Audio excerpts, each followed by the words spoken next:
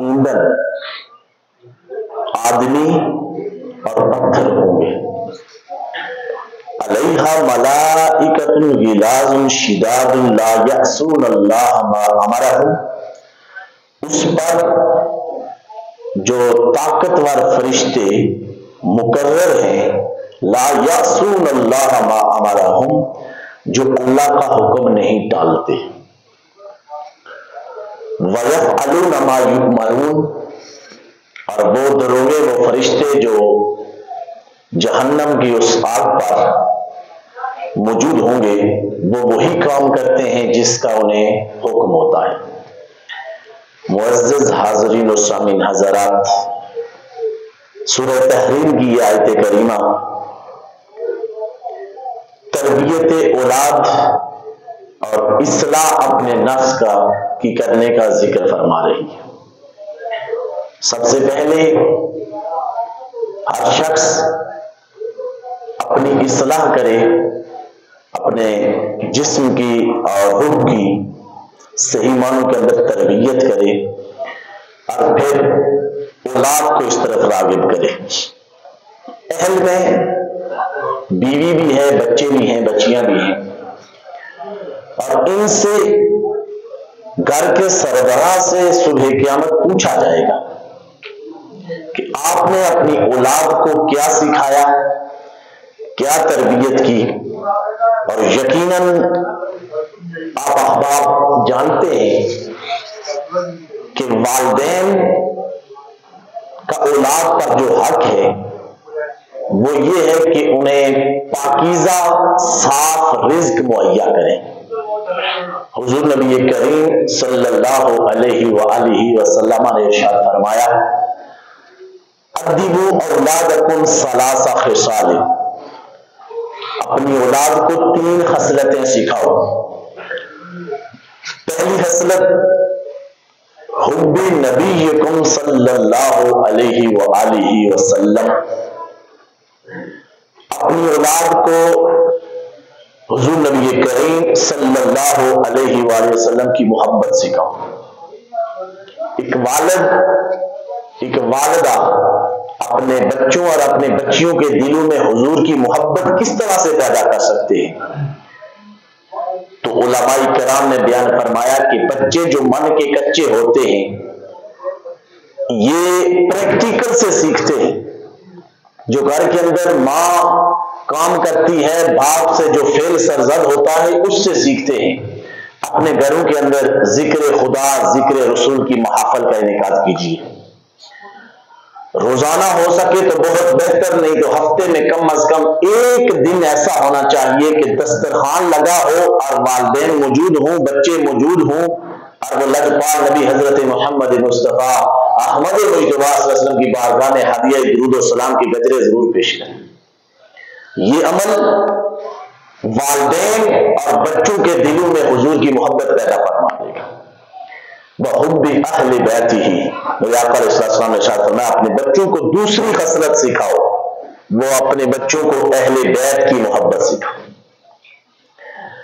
حضرت مولا کائنات شیر خدا حضرت علی شیر خدا رضی اللہ تعالی عنہ کی محبت کا تذکرہ ان کے سامنے کیا جائے.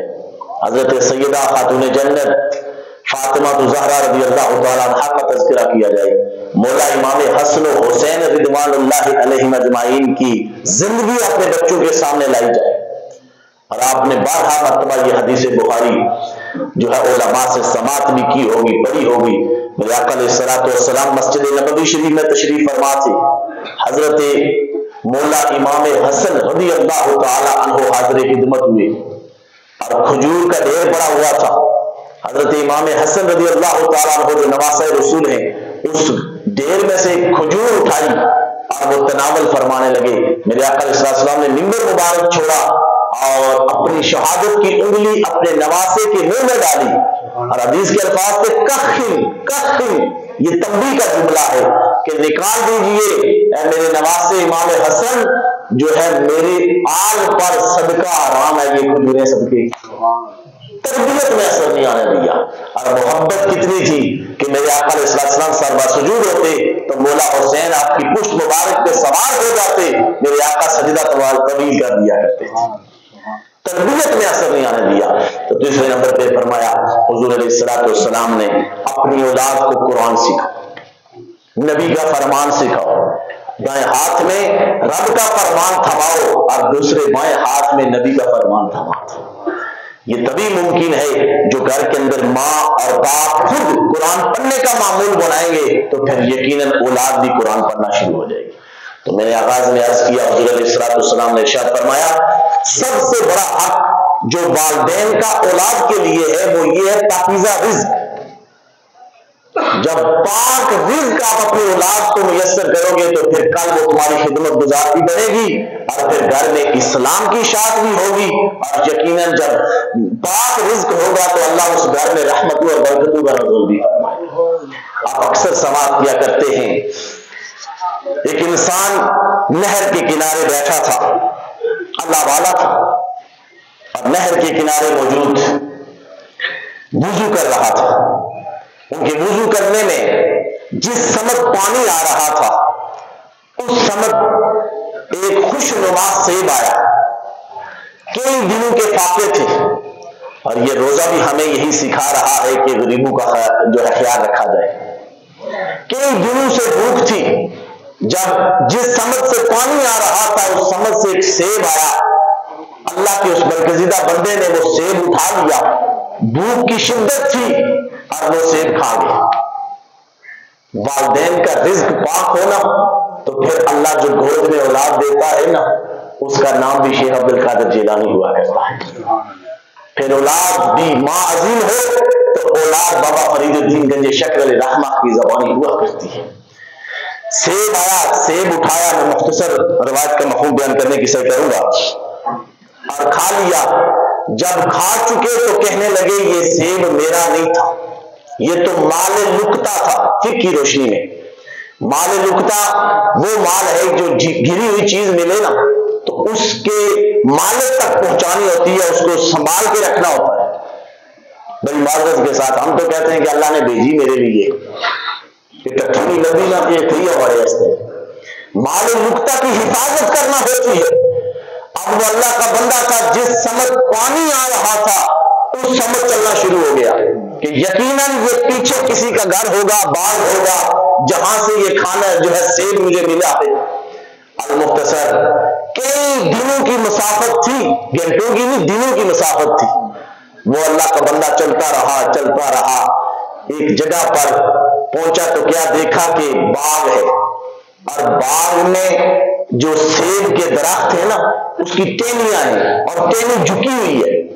جس درخت پہ جس ٹہنی پر فروٹ لگا ہو وہ جھکا ہوتا ہے. یہاں سے ایک مسئلہ بھی وضاحت جو ہے کرتا چلوں کہ جو علم کا سمندر ہوا کرتے ہیں نا, جس سینے میں علم زیادہ ہوتا ہے وہ جھکا ہوتا ہے اور جو خالی ہوتا ہے وہ شور بتایا کرتا ہے. جس درخت پہ سیب ہوتے اس کی ٹہنی اس نہر کی طرف جھکی ہوئی تھی.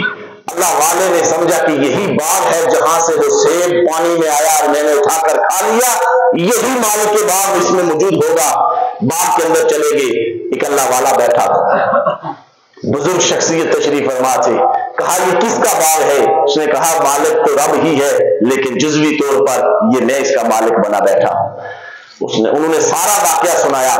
جب وہ واقعہ سنانے لگے تو یہ جو صاحب باغ تھے, مالک باغ, وہ بھی کوئی عام نہیں تھے, وہ بھی بڑے صاحب نظر تھے, اللہ والے تھے. انہوں نے جب واقعہ سنا تو کہا یار یہ تو کوئی در یگانہ ہے, یہ تو کوئی مائر یکتا ہے, یہ تو غیر ہے, کوئی سونا ہے, یہ تو بڑا کوئی انسان ہے جو صرف ایک سیب گرا ہوا اسے ملا, اگر ملا اور یہ کھا لیا اس نے اور یہ میری تلاش میں پہنچ آیا.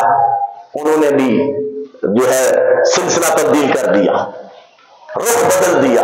آئینہ دیکھا نا تو رخ بدل دیا. کہا ایسے معافی نہیں ملتی, اس کی دو شرائط ہیں, تمہیں پوری کرنی ہوں گی پھر میں معاف کروں گا. وہ بھی صاحب نظر تھے. انہوں نے کہا اگر شرائط میں پورا اتر گیا تو مجھے معافی مل جائے گی؟ کہا ہاں. پھر انہیں حضور کا فرمان یاد آیا کہ بندے معاف کر دے تو اللہ بھی معاف فرما دیا کرتا ہے. حضرات محترم، رزق کی پاکی کی بات کر رہا ہوں، اب سنیے، کہا یہ میرا باغ ہے، اس باغ میں آپ کو 12 سال گودی کرنی ہوگی، اس باغ کی خدمت کرنا ہوگی 12 سال، مال نقطہ ملا سے۔ کہا ٹھیک ہے، یہ شرط مجھے منظور ہے، یہ جب پوری ہوگی تو دوسری شرط رکھوں گا۔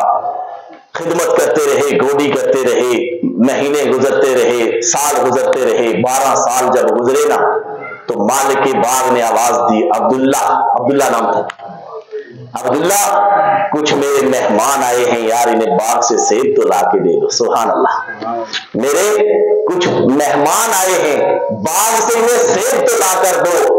حضرت عبداللہ وہ اللہ والا جب اٹھتے ہیں تو کیا اس باغ سے سیب اتارے، مالک باغ کے آگے رکھے، مہمانوں کے آگے رکھے، تو صاحب باغ نے دیکھا وہ سیب پکا ہوا نہیں تھا، کچا تھا۔ آپ صاحب ثروت ہو، آپ کاروبار کرتے ہو، آپ زندگی کا تجربہ رکھتے ہو، ایک ہی جگہ پر ایک ہی وقت میں اگر بندہ کام کرے تو اسے بڑا تجربہ ہو جاتا ہے، ایکسپیرینس ہو جاتا ہے۔ 12 سال کوئی تھوڑا عرصہ نہیں تھا صاحبو، 12 سال خدمت کرنے والا جب سیب لے کر مالک کے باغ کے پاس آیا، مہمانوں کے پاس آیا تو وہ کچا پھل تھا۔ غصہ تو آیا کہ عبداللہ تمہیں معلوم نہیں کچا سیب کون سا ہوتا ہے، پکا کون سا ہوتا ہے؟ اب اللہ والوں کی بات سنیے، وہ انوکھی ہوا کرتی ہے۔ کہا مالک باغ اللہ کی قسم اٹھا کے کہتا ہوں، ایک سیب کھایا تھا نا، اتنی بڑی سزا بھگت رہا ہوں، جب سے اس باغ کی گودی کر رہا ہوں نگاہ اٹھا کے سیبوں کی طرف نہیں دیکھا۔ 12 سال سے نگاہ اٹھا کے سیبوں کی طرف نہیں دیکھا، درخت کی گودی کرتا رہا۔ صاحب نظر تھے، صاحب باغ سینے سے لگایا، مبارک پیش کی، کہا آپ ایک شرط پہ پورے اتر چکے ہیں، دوسری شرط ہے یار بات ختم، معافی مل جائے گی۔ کہا حاضر ہوں۔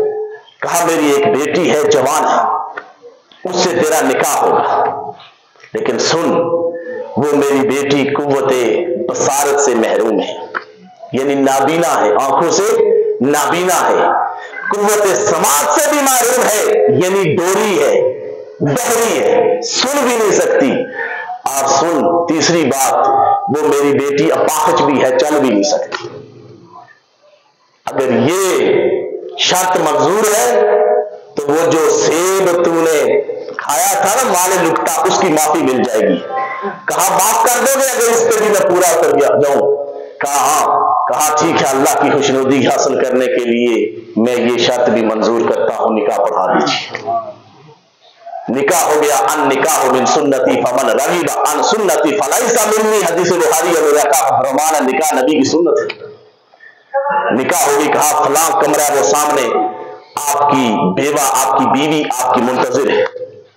حضرت عبداللہ اس کمرے کی طرف بڑھے، دروازے سے جیسے ہی اندر گئے تو دیکھا بڑی خوبصورت 2 شیزہ روبرو جو ہے جوان خاتون بیٹھی ہے، لڑکی بیٹھی، انہیں پاؤں پہ پلٹ کے واپس آنے لگے تو جو دروازے کی چوکاٹ تھی نا اس سے سر لگا تو سر پھٹا اور خون بہنا شروع ہو گیا۔ باہر سین میں مالک باغ بیٹھا تھا، وہ صاحب نظر بیٹھے تھے، اللہ والے بیٹھے تھے۔ کہا عبداللہ کیا ہوا؟ کہا ایک غلطی کی تھی، بھول ہوئی تھی، تو 12 سال اس کی سزا بھگتا رہا۔ آپ نے جو شرائط بیان کی تھی کہ وہ دیکھ نہیں سکتی، سن نہیں سکتی، چل نہیں سکتی، اس میں تو وہ نہیں تھی، مجھے لگا غلط کسی کمرے میں چلا گیا ہوں۔ کہا نہیں، اب سنیے، جو میں نے شرائط بیان کی تھی نا کہ میری بیٹی آنکھوں سے نابینا ہے، اللہ کی عزت کی قسم میں نے اس کی پرورش کی ہے، اس کی نگاہ کسی غیر محرم پہ نہیں پڑی۔ سبحان اللہ، اس کی نگاہ کسی غیر محرم پر نہیں پڑی، اور میں نے کہا تھا کہ میری بیٹی بہری ہے، تو عبداللہ سنی سنو، میری بیٹی کی کانوں میں آج تک اللہ کے فضل سے یا رب کا فرمان آیا ہے یا نبی کا فرمان آیا ہے، میرے کی آواز نہیں آئی۔ اب تیسرا میں نے کہا تھا کہ میری بیٹی اپاہج ہے، چل نہیں سکتی، اس کا مطلب یہ تھا کہ آج تک میری اجازت کے بغیر میری بیٹی نے اپنی دہلیز کو پار نہیں کیا، گھر کی دہلیز کو پار نہیں کیا۔ نکاح ہو گیا۔ حضرت عبداللہ سومی رضی اللہ تعالی عنہ کا پاک دامن خاتون کے ساتھ نکاح ہوا۔ پھر وقت گزرتا گیا، اللہ نے انہیں بیٹا عطا کیا، اللہ نے انہیں فرزند ارجمت عطا کیا۔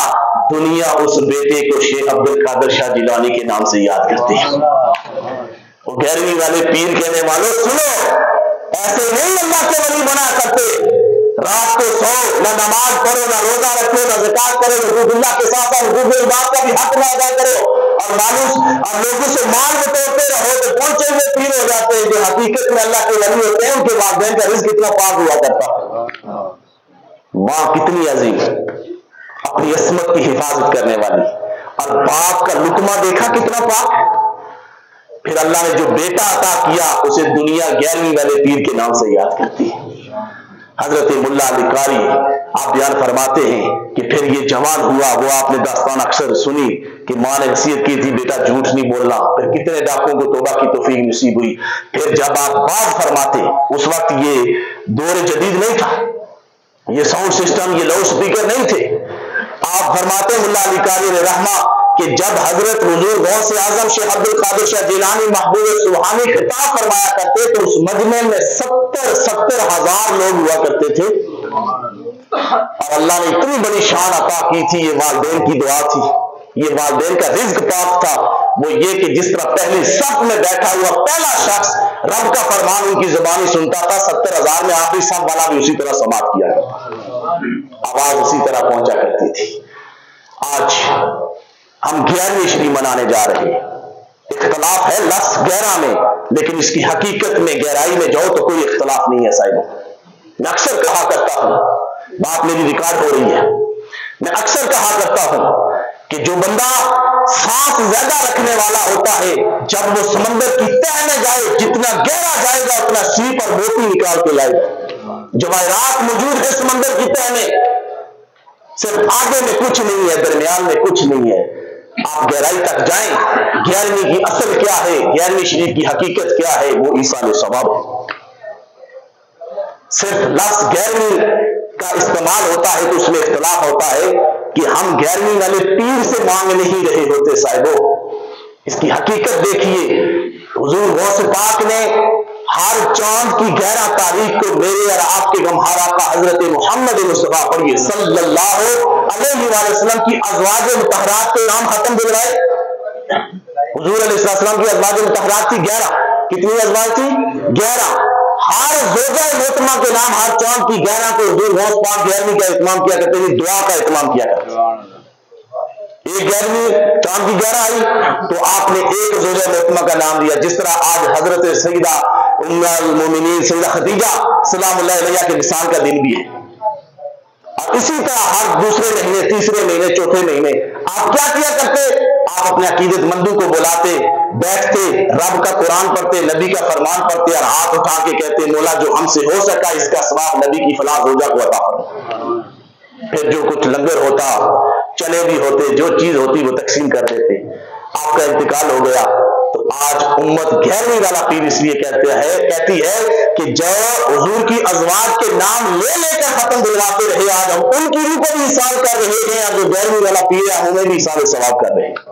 اس ایصال ثواب میں صاحب آپ کے بابا کے لیے بھی دعا ہوتی ہے، آپ کی ماما کے لیے دعا ہوتی ہے، آپ کی زندگی کا ساتھی ہے۔ یہاں بزرگ تشریف فرمائے جن کے بیٹے بچوں کو لبیک کہہ چکے، ہمارے خاندان کے میں سے برادران بہنیں فوت ہو چکی۔ اجتماعی دعا ہوتی ہے نا، اور اس اجتماعی دعا میں کوئی تو اللہ والا ہوتا ہے جس کی آمین اصول پار چلی جاتی ہے۔ اس لیے اپنے اپنے مقامات پر دعاؤں کا اہتمام ضرور کیا کریں۔ اللہ تعالیٰ عمل کی توفیق عطا فرمائے۔ سنتے